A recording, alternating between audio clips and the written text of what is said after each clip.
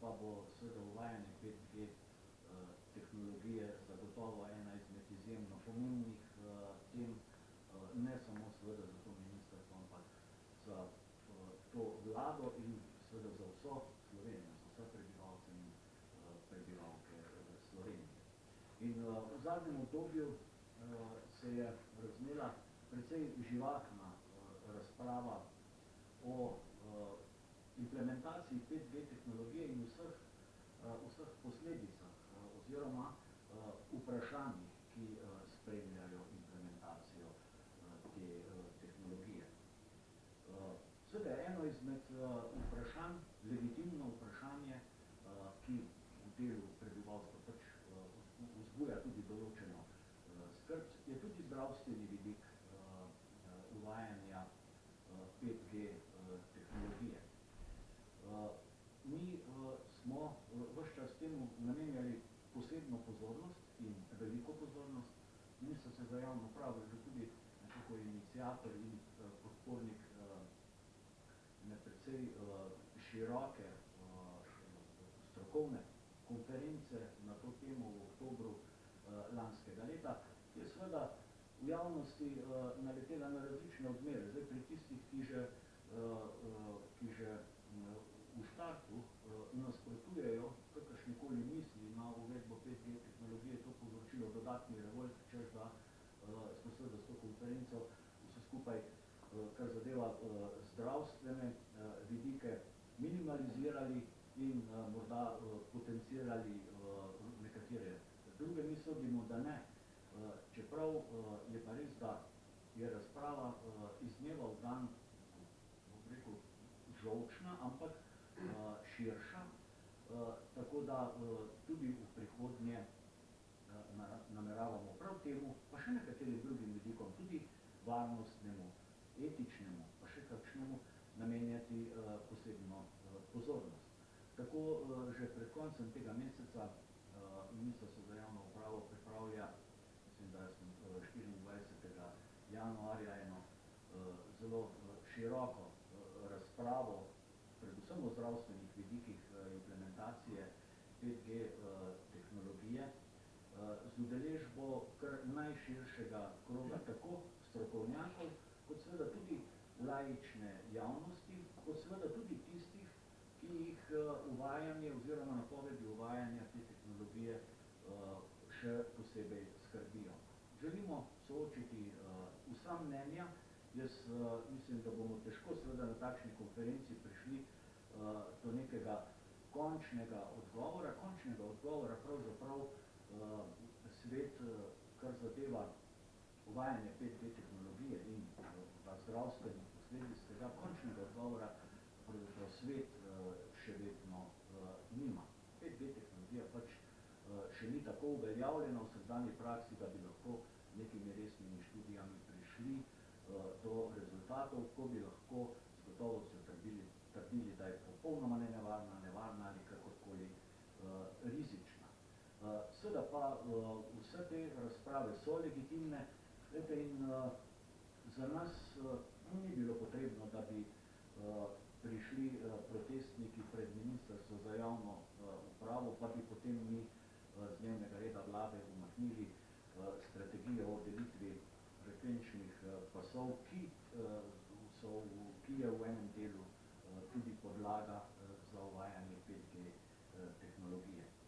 Strategija, ki jo je pripravila Agencija za komunikacijska omrežja in storitve, ali krajše AKOS, se je pripravljala precej časa. No in v zadnjem trenutku, preden smo to strategijo uvrstili na dnevni red vlade, se je seveda na njen račun pojavilo toliko kritik, ne samo zaradi zdravstvenih vidikov, ki jih je v glavnem skoraj da prezrla, ampak tudi zaradi nekaterih drugih pripomb strani gospodarstva, predvsem, da smo seveda to strategijo umaknili z dnevnega reda vlade in želimo dodaten razmislek. Dodaten razmislek je potreben tudi zaradi morebitnih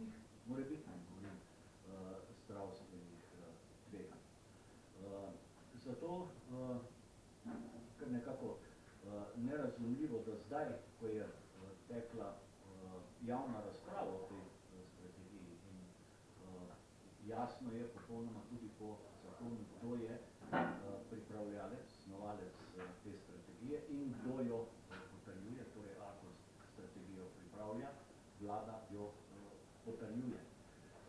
Da so se vmes pač pojavile neke ideje o nekih medresorskih skupinah, ki naj bi zdaj v to strategijo vnašale takšne in drugačne zdravstvene, ne vem, katere še vidike in priporočile morda določene omejitve pri uvajanju 5G tehnologije. Nerazumljive, ker je popolnoma jasno, kdo pripravi to strategijo, kdo je v okviru javne razprave dolžan upoštevati vse te vidike in nismo zasledili, da bi v tej javni razpravi kakšno posebno pozornost namenjali temu, zaradi česar se nam zdaj ne samo na družabnih omrežjih, ampak seveda tudi čisto v praksi fizično dogajajo celo protesti. Torej, ti vidiki so bili v tem procesu preveč spregledani, da bi lahko mi tako strategijo mirno spustili v vladno proceduro. Zato smo napovedali, da bo ta razprava tekla dalje, seveda pa ni vlada tista, ki bo pisala to strategijo. Po zakonu je popolnoma jasno, kdo jo je dolžan pripraviti na ta način, da bo upoštevala pač popolnoma vse vidike, ki so potrebni, da se lahko izpelje ta dražba in da se na podlagi te dražbe lahko v prihodnje uveljavi tudi 5G tehnologija. Toliko morda samo za uvod, glede na to, da se kako že kar nekaj časa, ves čas pojavlja neko prelaganje odgovornosti na ministrstvo in na vlado, češ kaj vse bi morala storiti, pa je popolnoma jasno in zakonodaje, tukaj je popolnoma jasno, kdo je zakaj odgovorni in kdo naj kaj pripravi. Pri snovanju te strategije je bil precej aktiven tudi svet agencije AKOS. Predsednik sveta je tukaj z nami, pa bi morda on lahko z prve roke o tem povedal kaj več. Hvala za besedo. Lep dan tudi z moje strani, strani sveta agencije. Kar se nam zdi kot članom, jaz govorim o vseh sveta agencije, pomembno je naslednje, da smo se z vidiki zdravstvenih vprašanj seznanili že poleti, agenciji predlagali vse ukrepe, ki so se nam zdeli smiselni, znotraj zakonskih okvirov seveda, predlagali ukrepe, naj se zapišejo vse strategije in načrte dela. Agencija je te ukrepe delno, torej vodstvo, je te ukrepe delno upoštevalo, delno jih tudi ni. To je odgovornost, pa ne gre za predlaganje odgovornosti, ampak je zakonska odgovornost agencije, torej vodstvo agencije. Strategija, ki jo imamo, je kakršna je, po našem mnenju, po mnenju sveta AKOS-a, nedovoljno upošteva zdravstvene vidike, nedovolj upošteva vseh okoliščin, ki sledijo razpisu na frekvenčnih poslovih za peto generacijo. In mislimo, da bi morala agencija, torej vodstvo agencije, zavzeti bolj proaktivno vlogo pri tem, da se zdravstveni vidiki razčistijo z vseh smeri in pridemo do nekih bolj vsebinskih zaključkov. Hvala lepa.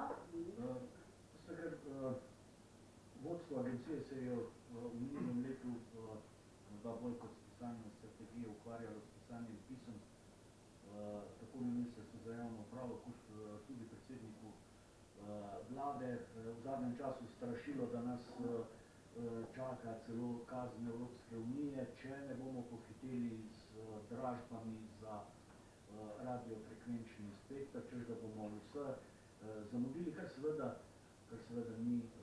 ni res.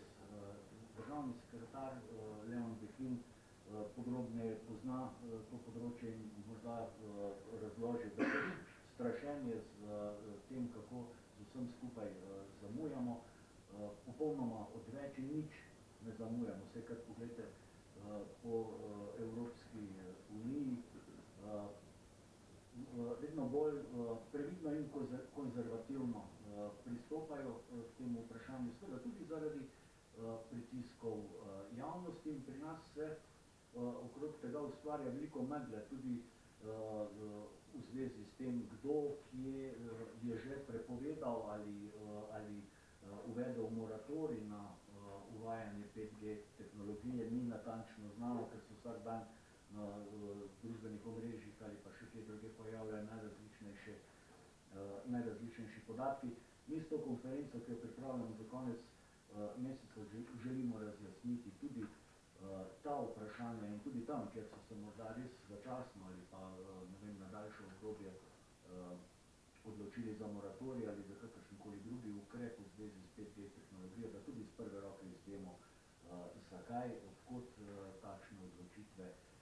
Torej, kot sem rekel že tam proti koncu lanskega leta, 5G tehnologija vsekakor je tehnologija prihodnosti in si seveda ne moremo zatiskati oči, da bomo mi, da je Slovenija ostala nek osamljen otok sredi tega sveta brez implementacije te tehnologije.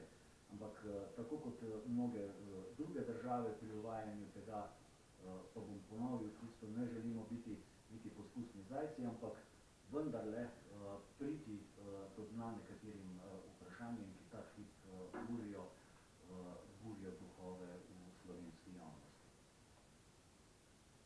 Ja, hvala lepa. Lep pozdrav tudi v mojem imenu. Mogoče bi na začetku mi bilo dovoljeno, da pojasnim dve do tri različne zadeve, zato da se bomo boljše razumeli, kajti v zadnjem času se preko medijev, različnih izjav, dopisov in tako naprej lahko tudi delno prikrojeno komunicira o temi 5G strategiji, sklepom Evropske unije oziroma Evropskega parlamenta o zavezah, ki jih morajo države članice izvesti v letu 2020 na temo digitalizacije uporabe mobilnih storitev oziroma razdelitve posameznih frekvenc. Včeraj konkretno smo bili priča določenim izjavam, za katere menimo, da na Ministrstvu za javno upravo, da jih je treba zelo jasno poudariti. Sklepi Evropskega parlamenta vezani na uporabo določenih frekvenčnih pasov, čisto konkretno, če govorimo sklep Evropskega parlamenta in sveta iz dne 17. maja 2017, govori samo o uporabi frekvenčnega pasu 470 do 790 MHz v Uniji. To niti približno ni celoten frekvenčni pas, ki se uporablja v sistemu radiofrekvenčne uporabe, tako če poenostavim za javno komunikacijsko, mobilno, satelitsko, televizijsko, radijsko in še kakšno drugo komuniciranje, tudi varnost, ne nazadnje, če ga izpostavimo kot takšnega v Evropski uniji, ampak gre samo za en del tega pasu, ki je uporabi praktično v vseh državah Evropske unije že tudi danes. In te zaveze, ki izhajajo iz sklepa, če ravno bi jih morala vse članice Evropske unije prenesti v svoj akcijski načrt tega frekvenčnega pasu že v letu 2018, v poletnih mesecih jih je prenesla Republika Slovenija za novo vlado v letu 2019 in tukaj noter so podane tudi nekatere usmeritve, če govorimo samo o sistemu javne komunikacijske oziroma mobilne telefonije v pasu od 694 do 790 MHz. In to je pas, ki bi ga lahko sicer uporabljal operater v primeru ponovne razdelitve tega frekvenčnega pasu tudi za tehnologijo 5G, lahko pa jo uporablja za katerokoli drugo tehnologijo, ki jo danes uporablja, če poenostavimo 4G, 3G, 2G, LTE ali pa kakorkoli naprej.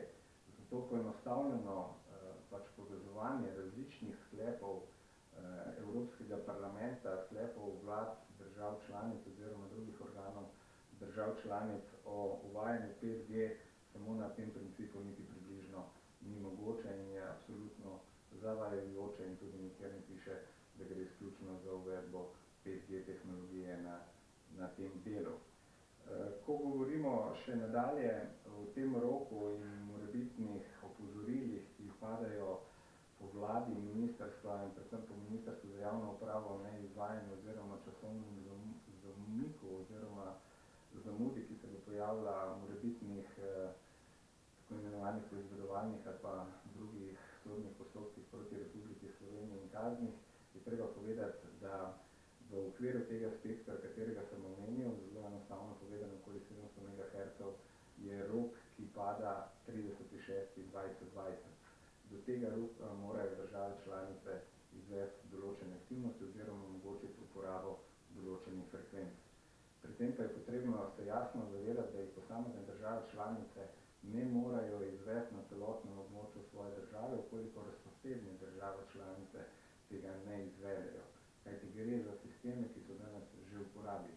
In če pogledamo konkretni pas 700 MHz v Republiki Sloveniji, lahko ugotovimo, da je več ali manj ščiščen pas, imamo pa sosednje države, Republiko Hrvaško, Republiko Italijo in pa Madžarsko, ki so izrazile do Evropske komisije in do inštitucije Evropske unije pomisleke, da to ne bodo izvedli do tega roka in je bilo tudi odobreno oziroma najavljeno podaljšanje obdobja, recimo primer za Republiko Italijo, do konca leta 2021. V samem sklepu, ki ga je sprejela vlada v letu 2019, je jasno napisala, da tudi če omogoči uporabo tega pasu, da ne bo mogla brezmoten za celotno območje Republike Slovenije. In eno od aktivnosti, ki jih bomo in že izvajamo na Ministrstvu za javno upravo, je obvestilo seveda Evropski komisiji in pristojnim organom, da tudi Republika Slovenija v rokih tudi glede na okoliške države do 30.6. v letošnjem letu tega verjetno ne bo izvedla, bo pa storila vse svoje aktivnosti, da okolikor bo pač to možno izvesti, lahko izvede. Torej, v primernem angažmaju in akcijskem načrtu, ki že nekaj časa velja, ni nobene potrebe po strašenju, opozarjanju ali pa čemarkoli drugem, predvsem pa ne po pritiskanju po sprejetju strategije poimenovanega radiofrekvenčnega spektra v Republiki Sloveniji, ki je bilo v decembru mesecu umaknjeno iz vlade Republike Slovenije. Vlada Republike Slovenije, kot je že povedal sam gospod minister, izdaja samo soglasje, niti ne potrjuje strategije radiofrekvenčnega spektra, ampak izda soglasje k dokumentu, za katerega je skladno 24. členom Zakona o elektronskih komunikacijah Zakon o elektronskih komunikacijah odgovorno in izključni pristojnosti agencije AKOS, ki je tudi samostojen, neodvisen regulator v Republiki Sloveniji. Zaradi tega je tudi možno podati pobude oziroma predloge za spremembe tega dokumenta največkrat samo v obliki strateških usmeritev posameznega ministrstva za posamezno zadevo.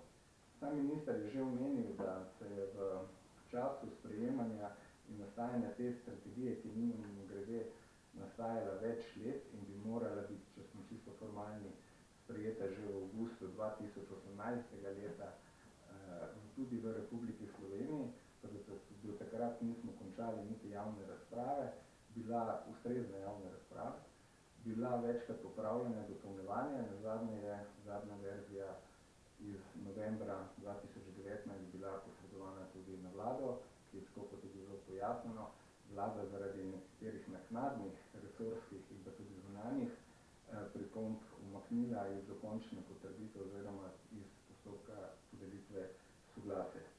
Ko govorimo o strategiji radiofrekvenčnega spektra, je treba povedati, da tukaj v tej strategiji so vsi spektri.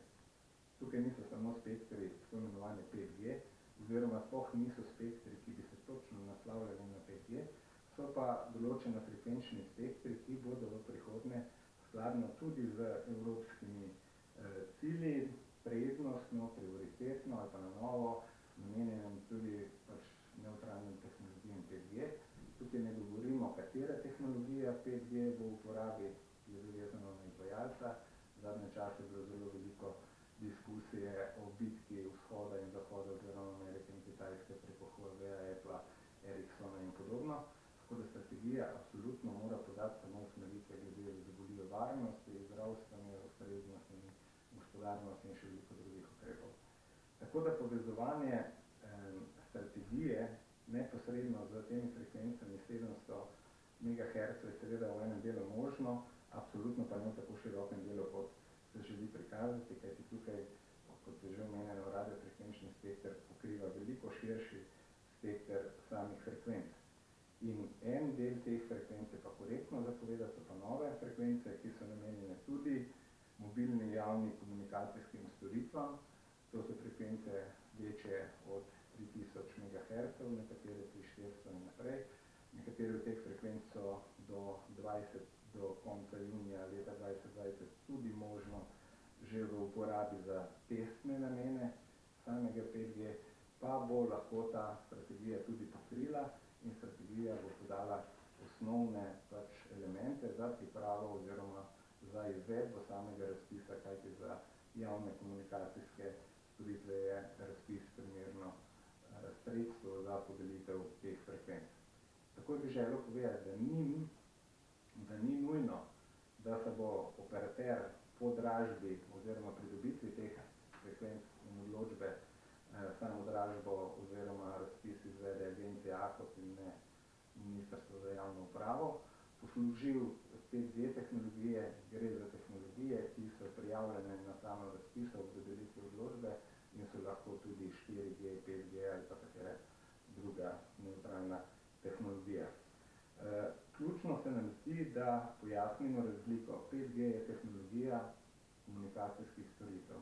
Frekvence so veliko širše pojem, kot je samo komunikacijska tehnologija in neposredno povezovanje pač je seveda možno, ampak v okviru pravilnega razumevanja.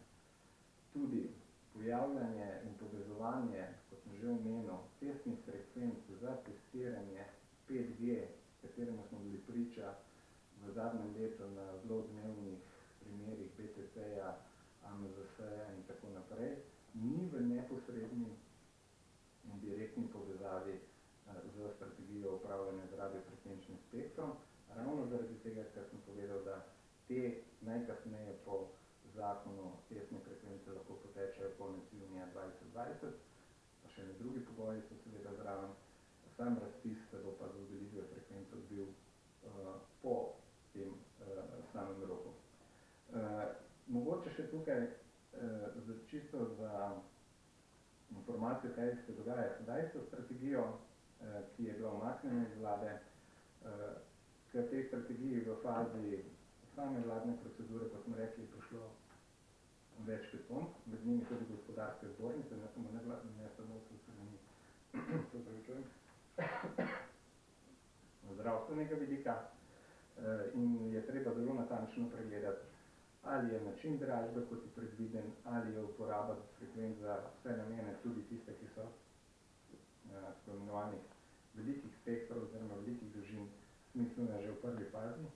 In ko bo to ugotovljeno, kot je rečeno, že tudi s pomočjo javnega posvetovanja z vidika zdravstva, pripomb drugih ministrstv in pa tudi gospodarstva, bo ta strategija bila posredovana ponovno v odločanje na vlado, vkolikor bo v taki obliki, vkolikor pa ne, pa vrne na Agenciji Republike Slovenije za komunikacijsko omrežje in storitve v dopolnitev, vkolikor bo Republika Slovenija izdala strateške usmeritve drugačne, kot jih je izdala do sedaj.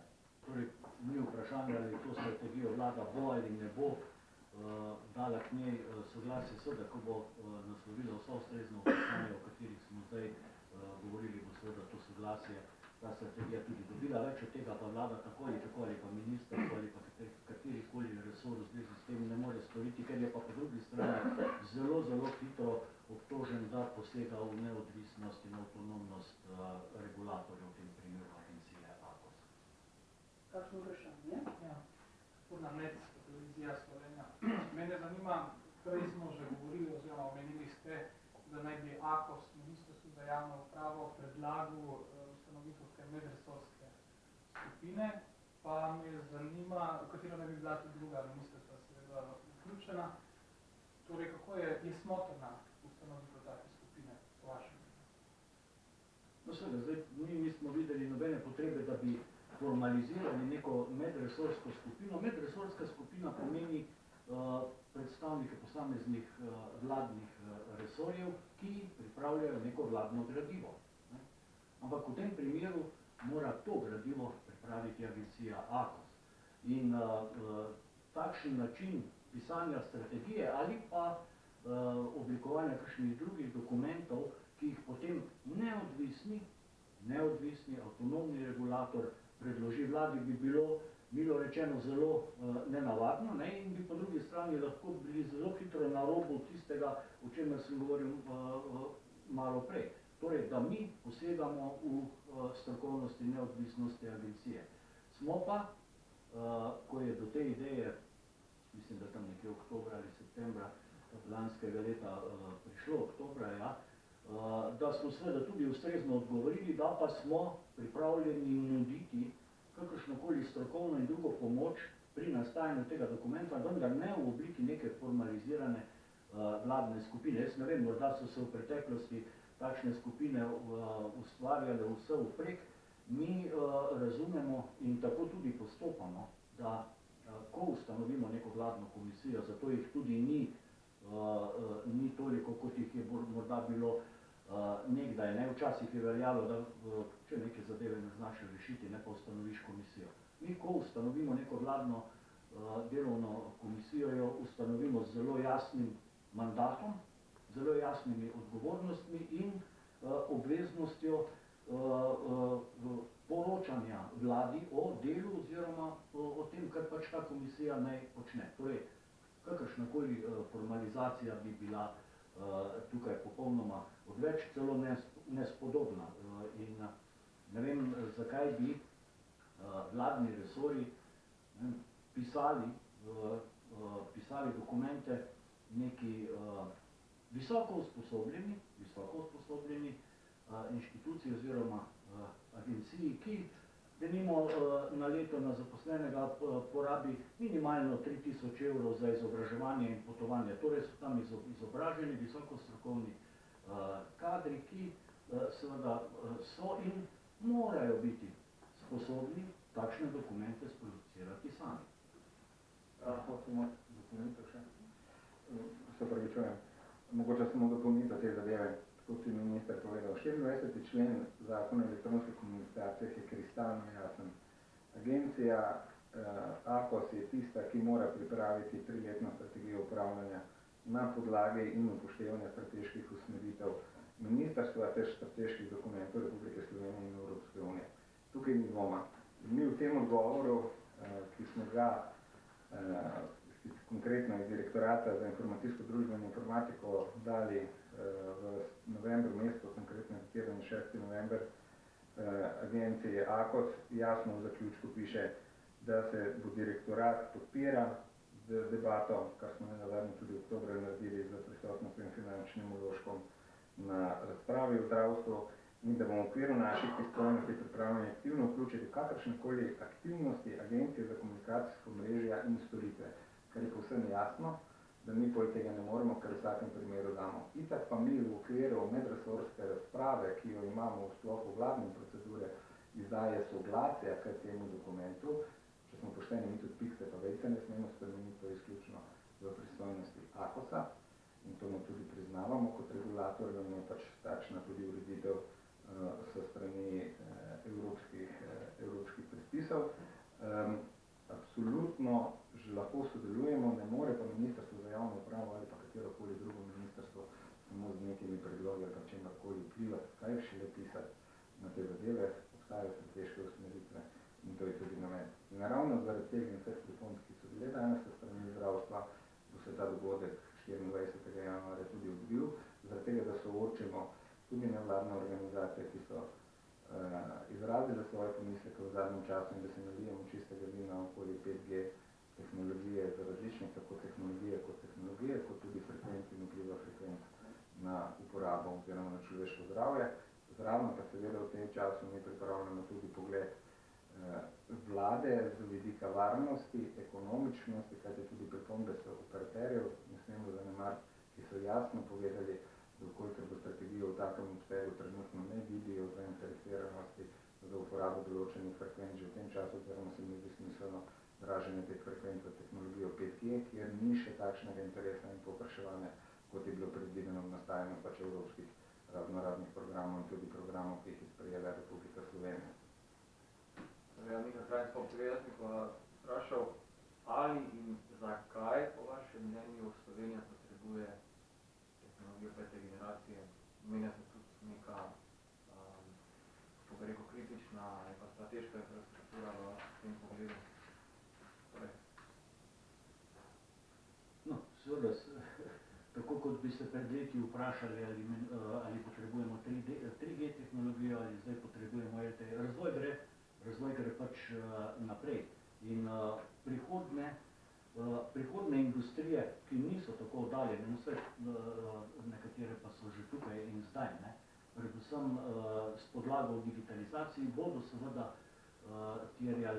terjale tudi uvajanje tovrstne tehnologije. Čeprav je mnogo tega, kar pravijo, da je nemogoče izvajati brez 5G tehnologije, mogoče izvajati tudi že danes. Torej, tudi umetna inteligenca na različnih področjih, kjer smo v Sloveniji, lahko rečemo, eni izmed vodilnih, se razvija, čeprav 5G tehnologije še ni, ampak tako kot sem rekel, tako kot vse ostale tehnologije, tudi s tem, ko razvoj teče, bo slej ko prej ta 5G tehnologija nujna, zato da bomo pač lahko sledili temu razvoju, ki ga sami produciramo. Tako da vprašanje ali digitalizacija in seveda 5G tehnologija kot neka podstat temu v prihodnje da ali ne, na to vprašanje seveda ne more biti več vprašanje. Vse to je že tukaj. Tudi ko govorimo o umetni inteligenci in njeni uporabni vrednosti v najrazličnejših oblikah, čisto vsakdanjega življenja, ko govorimo o internetu stvari, ko govorimo o avtonomni vožnji avtomobilov in še o čem, to je vse tukaj. Seveda pa terja določen razvoj. Saj tudi uvajanje 5G tehnologije ne pomeni, da če se izvede ta dražba, da bo po jutrišnjem ta tehnologija tukaj kar nekaj let bo seveda trajalo, tudi verjetno z določenimi omejitvami, tudi s tem, da morda nekaterih stvari, ki bi jih že omogočila, niti še ne znamo sami narediti, da bi jih potem ta tehnologija omogočila. Saj tudi 8K televizorja ga sicer lahko kupimo, ampak kaj pa naj na njem gledam. Mogoče samo, ko govorimo o 5G tehnologiji in uporabi 5G tehnologije na določenih frekvencah v Republiki Sloveniji, kot sem že rekel, pač mi dražimo frekvence, kakšna tehnologija so pa na teh frekvencah odvijale, pa seveda izbor samega operaterja. Določene frekvence seveda so veliko bolj primerne tudi za uporabo 5G tehnologije, predvsem večje od 3400 MHz oziroma 3600. Mogoče samo dva podatka, ki so jih strokovni sodelavci nam posredovali danes, in bom tudi vir navedel 5G Observatory, gre za splet, ki je pač najbolj aktivnih in najbolj ažurnih spletov z področja 5G tehnologije. Danes pravi, da imamo 9 evropskih držav, ki imajo že v uporabi 5G tehnologijo, kar pomeni, da ta 5G tehnologija je tudi že pri operaterjih tudi ponujena in dejansko tudi že poteka. Če pogledamo drug vir, Color International, ki je svetovalna firma in s katero pač tudi mi črpamo določene podatke, gre še nekoliko natančnejše in pravi, da tako imenovanih 700 MHz, to je tisti del, kjer je rok do 30.6., da bi ga se lahko namenil tudi za te namene. Danes uporablja 2, 4, 6, 8, 9 držav, to 3,6 GHz, 11 držav v Evropi in pa 2,6 GHz Italija. Zanimivo je, da določene države Italije recimo uporabljajo vse 3 frekvenčne pasove, kot sem jih navedel za 5G tehnologijo, vseh ostale pa tako v 700 kot 3,6 giga in drugih frekvencah, ki so prioritetno namenjeni tudi uporabi te tehnologije, zaradi tega, ker do sedaj se niso uporabljale. Tako da, če gremo pa še na svet in vse ostale uporabi globalni, tukaj treba mi tudi na vse gospodarstvo in vse ostalo vprašanje o tem, ali 5G da ali ne, mislim, da je že povedal sam minister, absolutno pa ne pod pritiski in absolutno pa ne pod izsiljevanjem in vsemi ostalimi zadevami in hiterjem, kot bi to mogoče želeli nekateri.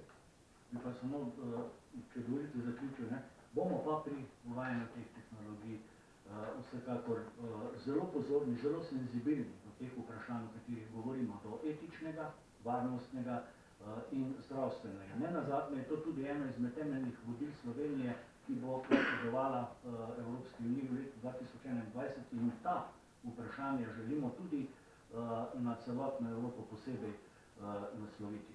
Da pa je zdravstveni vidik je vprašanje v Evropi. Jaz sem nedavno bil na ministrskem svetu v Bruslju in Luksemburg posebej poudaril tudi s dokumentom ta vidik in kako je treba slediti najmanj priporočilom Svetovne zdravstvene organizacije in mejnim vrednostim, ki jih ta, kar zadeva sevanje, predvideva, in Slovenija je takrat ta dokument, ki ga je predlagal Luksemburg, tudi podprla. Na koncu ni dobil zadostne podpore vseh držav Evropske unije. Torej, smo vsi enako senzibilni, enako pozorni do teh vprašanj ali nismo, to bo pokazal zdaj prihodnji čas implementacije teh tehnologij. Kdaj se je začel mandat sedanjega vodstva AKOS oziroma kdaj se mu izteče? Upam, da predsednik sveta ve, da jaz zdaj v tem trenutku datuma ne vem. Torej, vodstvo AKOS-a je bilo na tem položaju, ko sem jaz prišel na to ministrstvo, in najbrž bo tudi še ko bom jaz odšel. Da, to je točno odgovor. Nimajo limitiranega mandata. Imajo na polovici mandata so. Zdajšnji svet AKOS-a se je konstituiral spomladi lani.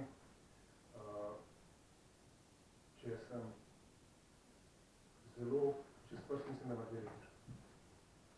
Lahko še pod vprašanje. Ste zadovoljni z vodstvom AKOS-a? Jaz skozi vso lansko leto sem večkrat javno in popolnoma odkrito povedal, da seveda v marsičem, kar se je dogajalo v minulem letu in o tem, koliko najrazličnejših pritožb, koliko ljudi si je podajalo kljuke na Ministrstvu za javno upravo z zamerami ravno na račun delovanja AKOS-a. Pa ne govorim tukaj zdaj samo o 5G, gre še za mnoge druge zadeve, ki jih ta agencija uvaja, tudi kar zadeva radijske frekvence, pa potem to motenje frekvenc strani Italije in še bi lahko naštevali. Torej, jaz sem ves čas do delovanja vodstva agencije zelo zadržan. Kaj več od tega pa kot minister tudi ne morem storiti. Postopki imenovanja, razrešitev in so pač zakonsko opredeljeni.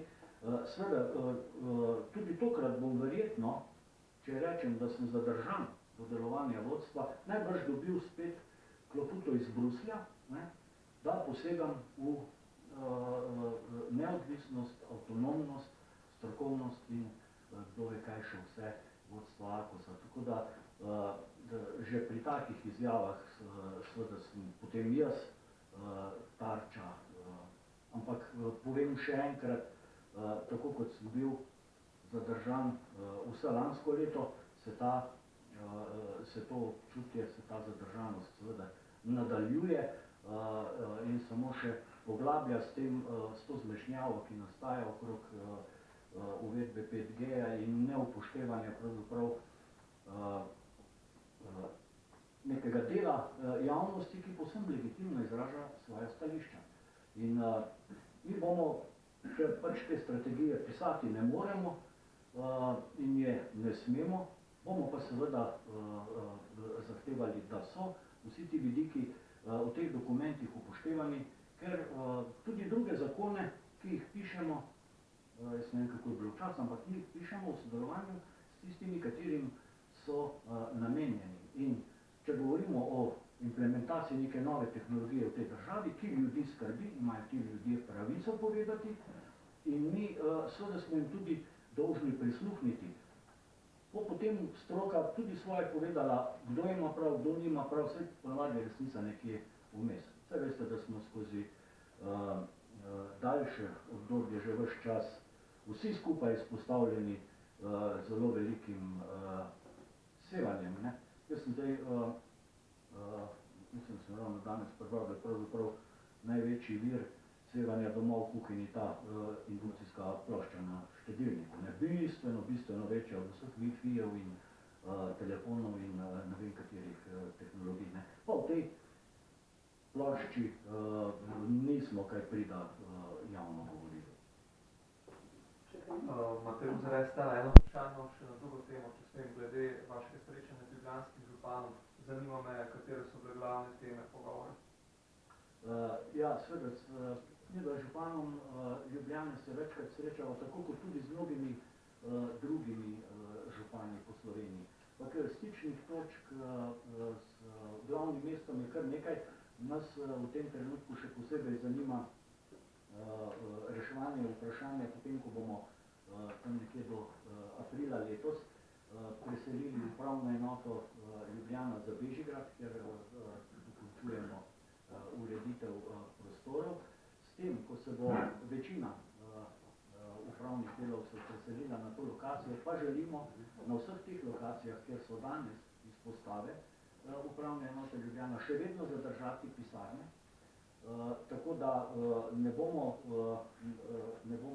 silili ljudi, da morajo zdaj za vsako stvar na lokacijo za Bežigrad, kjer je tako ali tako dren, po domače rečeno, malo parkirnih mest, torej da bodo marsikaj od tega, kar občani in občanke upravljajo na okencih upravnih enot, lahko upravljali še vedno na teh lokacijah, s tem bomo tudi še vedno obdržali razpršenost in razbremenili območje Tobačne, kjer imamo pa seveda ta velik naval zaradi urejanja dokumentacij tujcev, ki ga nekako zdaj blažimo, problem blažimo, ampak na ta način, ko bomo to razpršili na območje vsaj še 3 ali 4 točk v Ljubljani, pa bomo seveda to točko bistveno razbremenili. In z županom Ljubljane sva tukaj absolutno našla skupni jezik. Mestna občina Ljubljana nam gre tle nasproti in bo te prostore zagotavljala, tako kot je tudi zdaj zagotavljala prostore upravnim enotam, torej ni denarnega nadomestila v tem primeru, pač tisti stroški tekoči, ki so. In tukaj seveda ima tudi župan razumevanje, kar je logično, saj gre v veliki večini za njegove občane in občanke, pa tudi pritisk okoliških naselij.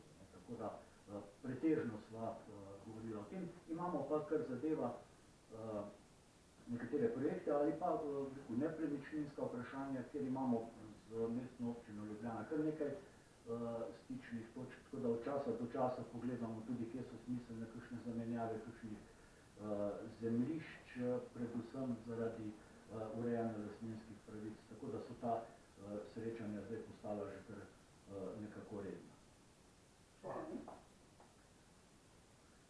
Nekoliko ni več vprašanj, ko vam zahvaljujemo za vaše sodelovanje.